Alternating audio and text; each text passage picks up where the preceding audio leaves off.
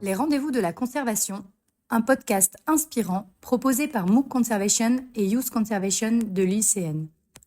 À travers des interviews d'acteurs engagés dans la conservation, nous souhaitons informer, former et inspirer tous les passionnés de la nature qui s'impliquent dans la protection de l'environnement. Bienvenue dans ces rendez-vous de la conservation.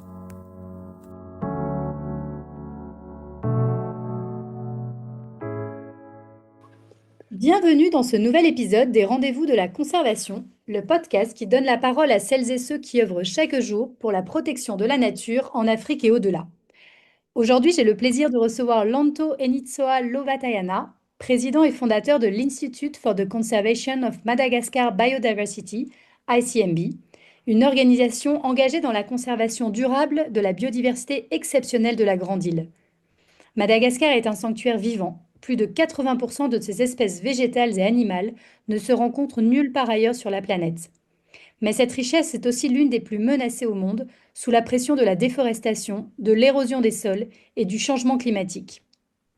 À travers ses actions de reboisement, d'éducation environnementale et d'implication des communautés locales, l'ICMB propose un modèle de conservation ancré dans le terrain, où la protection de la nature se construit avec et pour les habitants.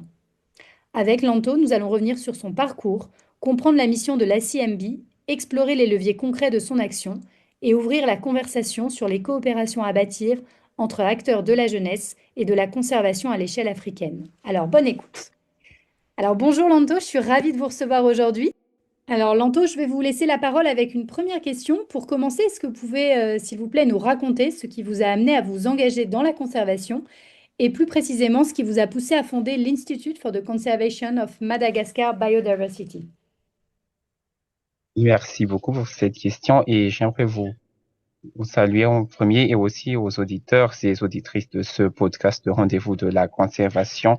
Et pour moi, la motivation, c'est venu depuis ma jeune âge, depuis mon enfance, comme j'ai été toujours marqué par la biodiversité de Madagascar et surtout les lémuriens. Et comme je pense qu'il est le symbole unique de notre biodiversité. Et en grandissant, une autre réalité m'est venue face à des réalités dont j'étais moi-même témoin, comme la déforestation, les feux de brousse et aussi le trafic d'animaux sauvages. Le moment marquant de ma vie aussi, c'est en classe de seconde, pendant le cours de sciences de la vie et de la terre sur les écosystèmes, quand notre professeur nous a demandé de citer quelques exemples d'espèces endémiques de Madagascar, et aussi bien qu'animal que végétal. Mais pourtant, dans toute la classe, il n'y avait que 5 élèves qui a levé la main. Et à ce moment-là même, j'avais déjà acquis beaucoup de connaissances sur la biodiversité de Madagascar. Et aussi, je me suis conscient que il y avait vraiment un manque de sensibilisation chez les jeunes scolarisés. Et je me dis là qu'il faut agir. Et il y a aussi une parole de l'ancien nonce apostolique de Madagascar qui dit que nous sommes l'aujourd'hui du pays et non seulement son avenir. Et cette phrase qui est vraiment entrée dans ma tête, et je dis fallait agir. Et j'ai cherché beaucoup d'organisations dans la région où je suis installé, mais personne m'a ouvert la porte. Et je pense que c'est à cause de mon plus jeune âge. Et finalement, je dis, si aucun structure ne m'ouvre la porte, pourquoi pas créer une initiative, un projet porté par les jeunes eux-mêmes. Et j'ai partagé cette initiative aux camarades de classe et plusieurs ont voulu rejoindre, mais au final, c'est 15 membres. Et notre première activité se concentre sur faire connaître la biodiversité de Madagascar dans notre école et aussi dans la communauté de nos quartiers, dans la communauté ecclésiale que nous appartenons. Mais le véritable tournant, c'est lors d'un voyage à Mananzar, au sud-est de Madagascar, dans le sud-est, et j'ai observé un très grand nombre de tafs, même dans le village où je me séjournais. Il y avait encore une petite bout de forêt assez primaire, si on pouvait le dire. Mais cet habitat se diminue de chaque année à cause des tafs, comme de culture sur poulie. Et je dis que le projet scolaire devait devenir quelque chose de plus grand et une véritable initiative capable d'agir concrètement pour sauver la biodiversité de Madagascar. Et c'est ainsi que naît ICMP. Mais le choix du nom, se fait avec le missile intercontinental missile balistique. Et je dis, si une chose, pourquoi, si une chose peut détruire, alors une autre peut créer la vie. Et c'est le choix du nom de l'ICMP. Ok, à quel moment, du coup, Lanto et avec quelle vision l'ICMB est né et qu'est-ce que vous cherchiez à combler dans le paysage de la conservation à Madagascar? En fait, l'ICMP, en fait, né le 2022 et avec une mission claire comme permettre aux populations malgaches de vivre en harmonie avec la nature. Et comme on disait dans des podcasts sur la conservation que j'ai assez écouté, il y a beaucoup de nombreux conflits entre l'homme et la nature. Et en fait, nos axes, notre trois actions sur trois axes majeurs. Et le premier, c'est que nous basons sur notre philosophie, faire connaître avant de protéger. Et ce qui veut dire qu'on ne peut pas demander à certaines populations de protéger quelque chose qu'ils ne comprennent pas, mais à titre d'exemple, à Mananzar, dans le même que j'ai cité avant, la population nous a demandé pourquoi prendre soin de lémuriens, de la nature ou de la forêt et plutôt que des hommes. Et cette question qui montre vraiment quelle est l'importance de la conservation et son impact Hmm. est assez méconnu dans la population locale. Et le deuxième, c'est il y a l'urgence qui consiste à accompagner les communautés locales pour abandonner la pratique ancestrale destructif comme le culture subrulie qui prend ampleur en ce moment à Madagascar et faire une profit assez durable, respectueuse de l'environnement et pour avoir plus de rendement agricole. Et c'est aussi un aspect assez ignoré par les organisations ici à Madagascar, car le feu non maîtrisé, c'est la première cause de la perte de la biodiversité. Et il y a aussi une coutume politique locale destructrice, comme l'utilisation du feu de forêt pour protester contre le gouvernement, qui est vraiment une pratique encouragée par certains élus, surtout les députés. Et enfin, le troisième, c'est concerne la lutte contre le braconnage, qui est vraiment un fléau à Madagascar. Mais c'est aussi une mission très complexe et dangereuse, car souvent, il y a des eaux dignitaires, il y a aussi des gens qui ont des grades, comme les militaires, qui sont souvent impliqués dans ces réseaux, et ce qui expose directement l'ICMP en cas d'affrontement frontal. Et c'est pourquoi nous privilégions la sensibilisation de la population afin de les armer, pas en fusil ou en certaines armes qui va tuer des vies, mais pour qu'elles deviennent elles-mêmes les gardiens et les protectrices de leur propre richesse. Alors maintenant, on va rentrer dans le vif du sujet. Donc Madagascar, on l'a dit en introduction, c'est un trésor de biodiversité, mais qui est sous tension. On dit souvent que l'île est qualifiée de hotspot mondial de la biodiversité. Est-ce que vous pouvez nous expliquer ce qui rend cette biodiversité si exceptionnelle et quelles sont aujourd'hui les principales menaces qui pèsent sur elle? En fait, si on parle de Madagascar, on pense souvent à sa pauvreté, mais une autre réalité qui est très importante, c'est que Madagascar est un point chaud de la biodiversité, un hotspot. Et en fait, pour Madagascar, plus de 80% de sa faune et flore sont endémiques, ce qui signifie qu'elles n'existent nulle part ailleurs. À titre d'exemple, les lémuriens, qui a une taux d'endémicité assez exceptionnel à 100% endémique, même si on pouvait voir certaines espèces qui sont aux Comores ou encore au Mayotte, mais leurs origines étaient exclusivement malgaches. Et l'île aussi abrite une espèce aux caractéristiques archaïques, comme on dit souvent les fossiles vivants, comme le cas de l'aïeul, encore un lémurien nocturne, et aussi il y a encore le foussa, un, un grand prédateur, le seul grand prédateur de Madagascar. Et en fait, cette biodiversité n'est pas du tout dans un air qui est soi-disant en paix, mais il y a encore des graves menaces à titre comme la destruction des habitats, comme vous mentionnez au début, comme la déforestation massive, il y a les feux de brousse, il y a aussi les pratiques agricoles non durables qui, qui menacent chaque forêt, et il y a aussi l'exploitation minière par des grandes entreprises. À titre d'exemple, durant l'ancien régime de Madagascar, il y avait le projet de Bastulière qui consistait à éraser une centaine d'hectares de forêt de baobab, mais dernier n'a pas pu voir le jour car il y a vraiment une prise de conscience de la population dans le sud de Madagascar pour lutter contre cette destruction de l'environnement, la destruction de la biodiversité. Et il y a aussi qui prend grande ampleur en ce moment le braconnage et le commerce illicite.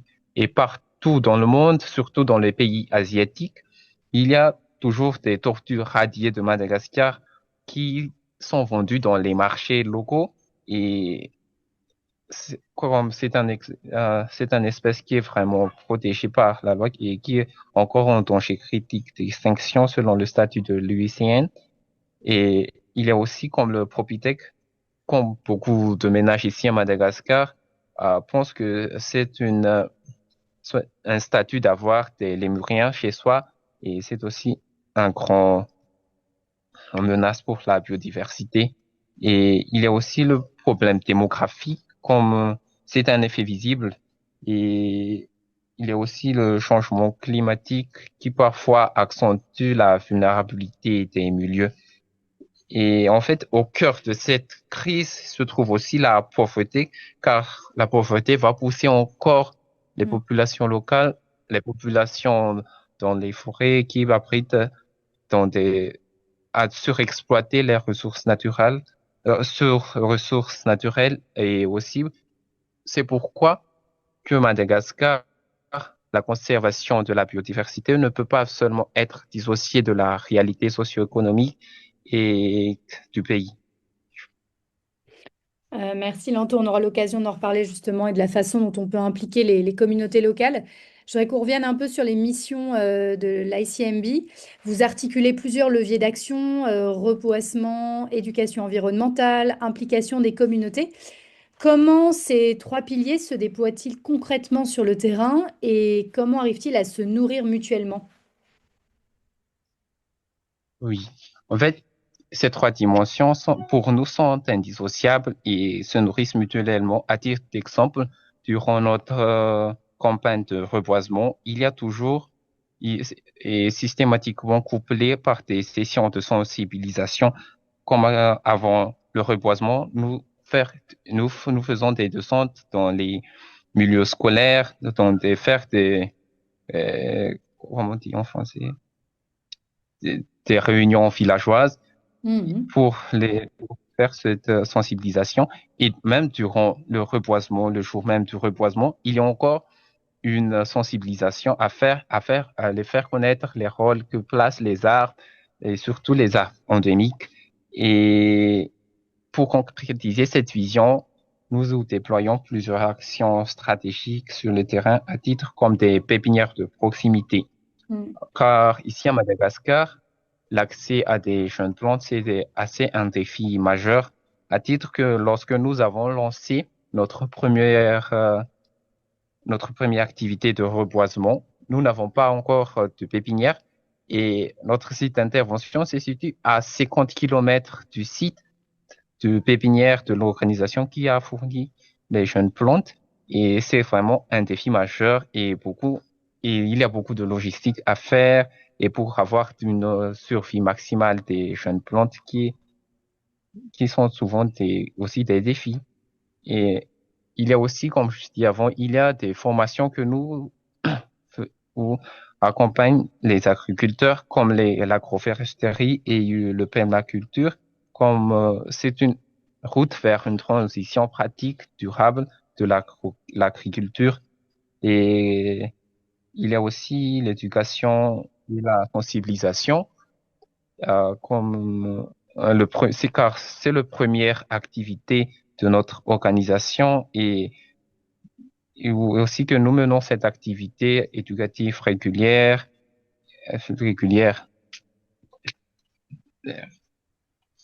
Alors, Lanto, on va parler de reboisement, justement, de restauration écologique. Le reboisement, c'est une porte d'entrée qu'on sait puissante, mais qui est aussi un levier exigeant. Il faut planter juste avec les bonnes essences, au bon endroit. Il y a toute la question aussi derrière du suivi. Donc voilà, c'est une approche qui est exigeante. Quelle est votre vision au sein de l'ICMB pour que la restauration écologique soit véritablement durable? En fait, pour nous, le reboisement ne se limite pas à planter des arbres, mais il s'agit vraiment d'une restauration de l'écosystème d'une manière durable. Comme ici à Madagascar, la transition vers l'énergie propre reste difficilement et extrêmement onéreux, car plus de 80% de la population malgache utilise encore du charbon de bois pour la cuisson quotidienne. Et face à cette réalité incontournable, nous ne pouvons pas simplement interdire cette pratique. Et c'est pourquoi nous menons à développer deux approches pragmatiques qui séparent nos actions de reboisement en deux catégories. Comme il y a le reboisement communautaire à bois énergie, qui est une initiative à viser à créer des forêts dédiées à la production de charbon et aussi à des bois de chauffe. Et le deuxième, c'est le reboisement communautaire de conservation qui est un volet strictement dédié à la restauration écologique globale. Et en fait, toutes ces activités sont gérées directement par les communautés, mais sous la supervision et l'encadrement technique de notre organisation. Justement, c'est une transition parfaite. Je voulais qu'on parle des communautés locales et de leur implication. Vous insistez beaucoup dans votre discours sur l'implication des communautés locales dans des pratiques respectueuses de l'environnement. Est-ce que vous pourriez nous donner un exemple concret de cette implication et nous dire comment justement vous arrivez à construire la relation de confiance avec les habitants? Bon, ici, à Madagascar, la conservation, et je pense que dans tous les pays du monde, la conservation de la biodiversité ne peut pas être réussir sans implication directe des communautés locales et car ce sont elles qui visent quotidiennement auprès des ressources naturelles. À titre d'exemple, à Mananzar, dans la localité de Tanambo, la population possède beaucoup de connaissances sur la forêt bien plus approfondies que la nôtre, à titre qu'ils connaissent il y a une espèce d'arbre qui ne pouvait pas être planté directement par les hommes, mais doivent être passés par les stomates et les lémuriens. Mais alors qu'ils connaissent une autre façon de, de planter cet arbre. Et aussi, en plaçant les habitants au centre de chaque initiative, nous les responsabilisons pour en faire les premiers gardiens de notre patrimoine naturel. Et notre méthodologie de terrain repose en fait sur trois piliers. Le premier, c'est la confiance qui est vraiment absolue, l'écoute et la participation active de chaque personne qui a, soi-disant, les stakeholders.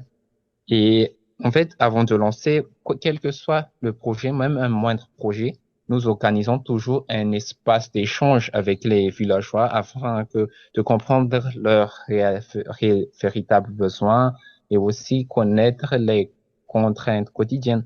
À titre que lorsque nous avons fait une première session d'échange, la population nous a demandé, mais vous allez voler notre terrain pour, à titre que vous les reboisez, vous allez voler les terrains, mais il faut avoir instauré une confiance absolue avec les populations locales. Et en fait, lorsque la communauté constate que la conservation de la nature s'accompagne d'une amélioration concrète de leur vie, leurs conditions de vie et la perspective change. Et la forêt n'est plus perçue comme une contrainte ou encore que les habitants pensent que euh, les forêts est une ressource qui est, qui est vraiment illimitée pour eux, pour leur génération future.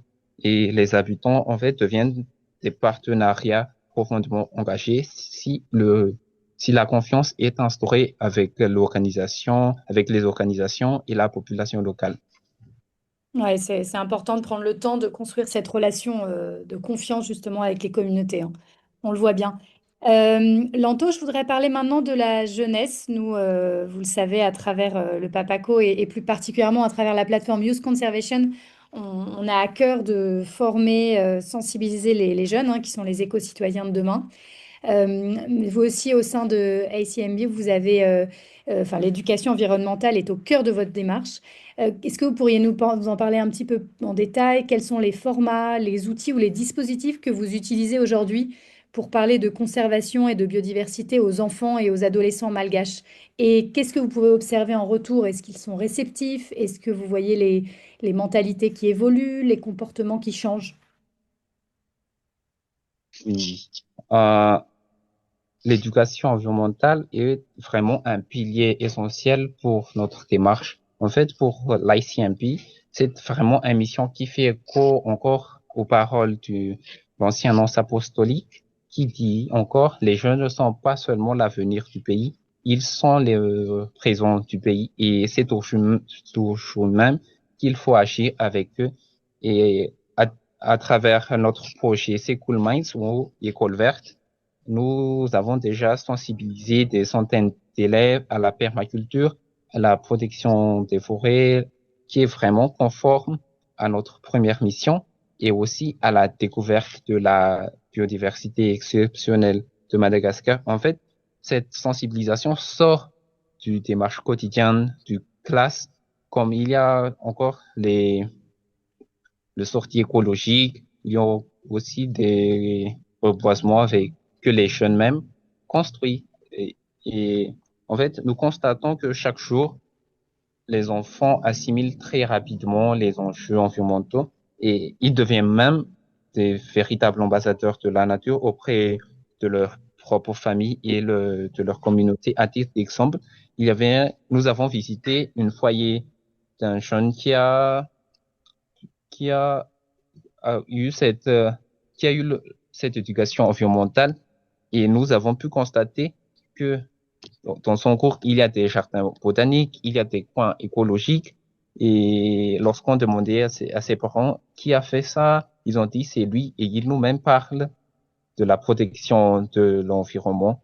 Et il y a aussi vraiment un changement de mentalité qui se propage non seulement au niveau des élèves, mais aussi au niveau de la direction de l'établissement. À titre d'exemple, dans le collège La Confiance qui se situe à Ifat, en Tananarive, alors que cet établissement n'avait même pas avant des actions environnementales et grâce à l'accompagnement de l'ECMP qui a permis en une seule année de transformer durablement la dynamique de l'école et d'y en créer des véritables cultures et aussi d'y en créer de protection de la nature.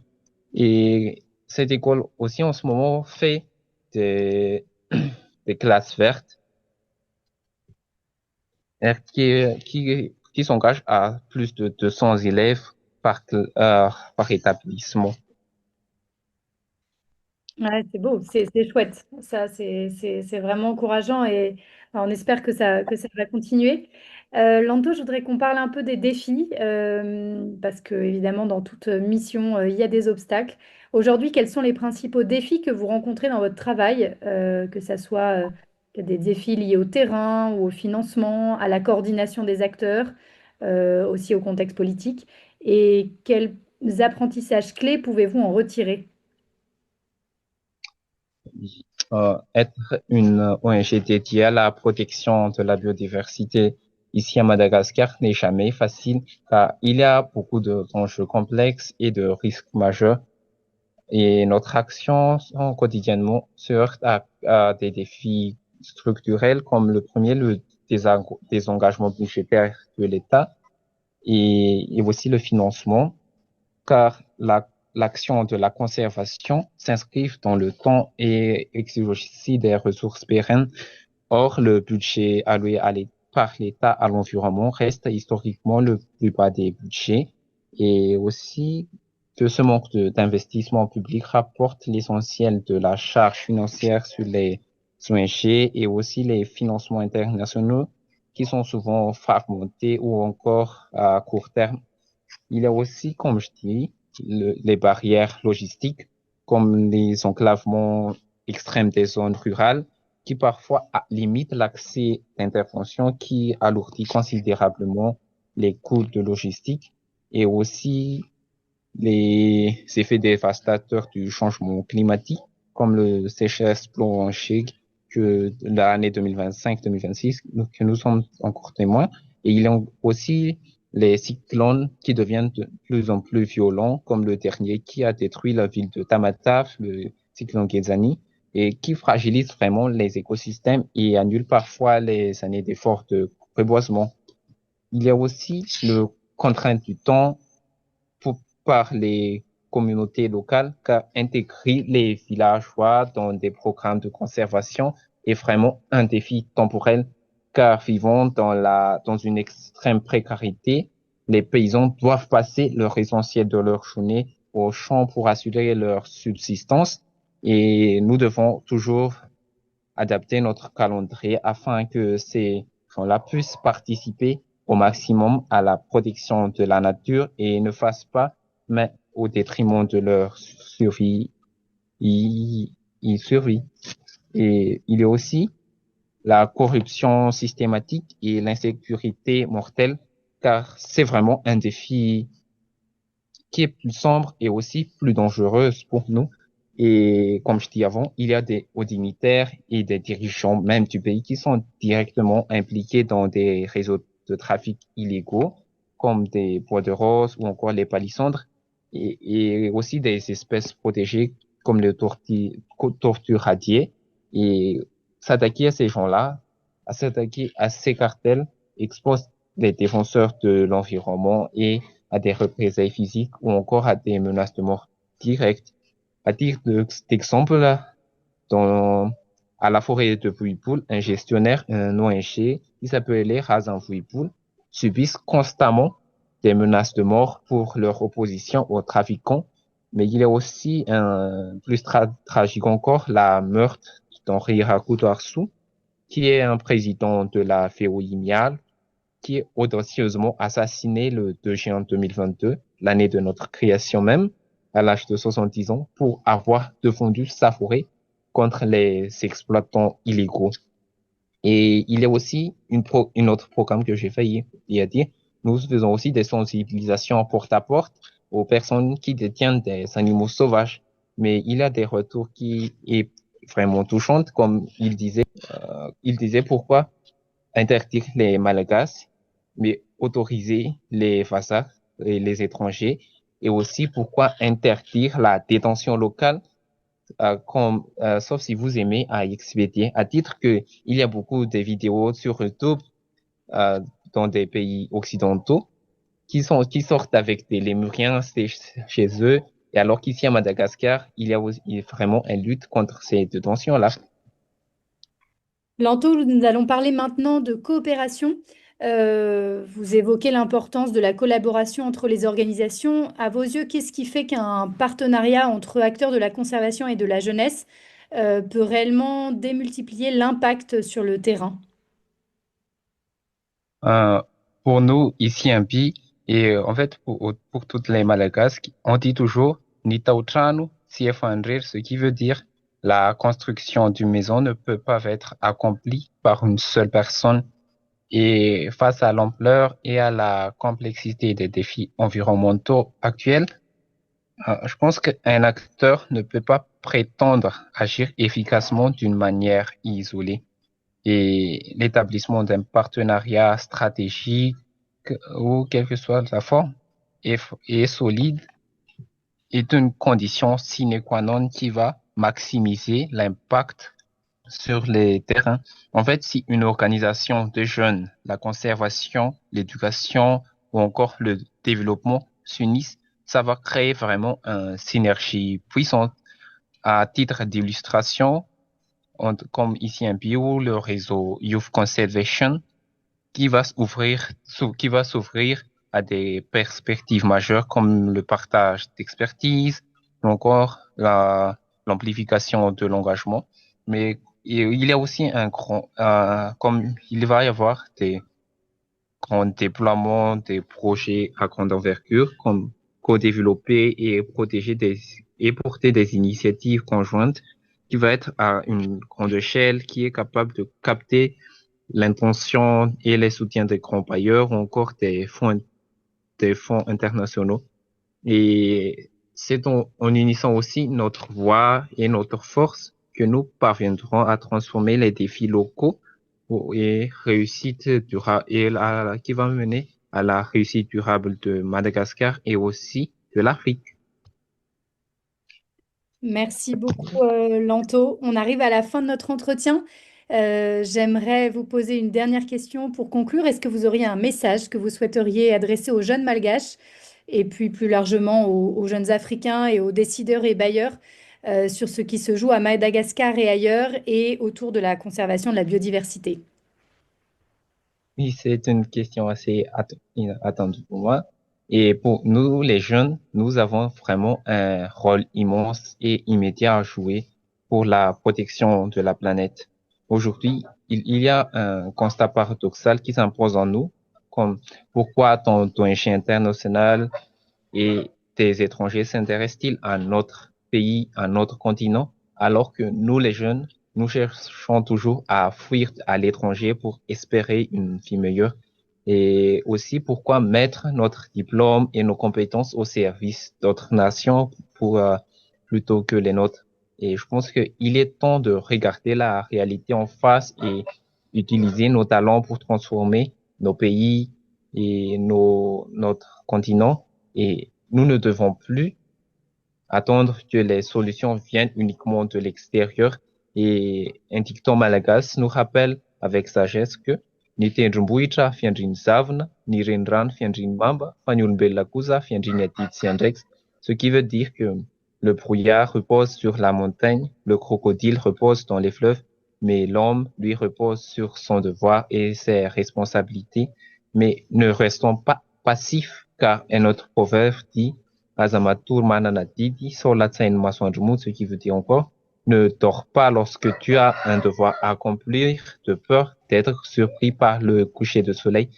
Et cependant, agir ne suffit pas, mais il faut travailler avec intelligence, comme on disait, augmenter son travail comme un bec de lièvre qui siffle, ce qui signifie que faire des bruits ou sont agités sans réflexion qui ne va jamais régénérer aucun résultat. Et aux décideurs politiques ou encore aux bailleurs de fonds, c'est que la conservation n'est jamais est vraiment un investissement pour l'humanité, pas seulement une charge. Et en conclusion, nous ne pouvons plus accepter le paradoxe décrit par nos anciens, comme ils disaient, Ambourniala Tsmanatranpe, ce qui veut dire habiter au bord de la forêt et n'avoir aucun cabane. Et il est temps que les jeunesses malagasy ou encore africaines cessent d'être pauvres au sein de l'abondance. Nos forêts, nos terres et notre biodiversité sont notre plus grande richesse. Et merci beaucoup. C'est moi qui vous remercie, Lanto, pour cet échange à la fois très éclairant et surtout profondément humain. Votre parcours et l'action de l'ICMB rappellent une vérité essentielle à tous. La conservation ne se décrète pas, elle se construit avec les communautés, avec les jeunes et avec le temps long. Madagascar est une île précieuse pour le vivant à l'échelle planétaire et le travail que vous menez, reboiser, éduquer, fédérer, porte une espérance concrète pour les générations qui viennent. Alors, merci beaucoup, Lanto. Merci également à vous, auditrices et auditeurs, d'avoir suivi cet épisode des Rendez-vous de la conservation. Et si cet épisode vous a plu, n'oubliez pas de vous abonner à la chaîne et d'en parler autour de vous. À très bientôt pour un nouvel épisode des Rendez-vous de la conservation. Merci beaucoup. À très bientôt.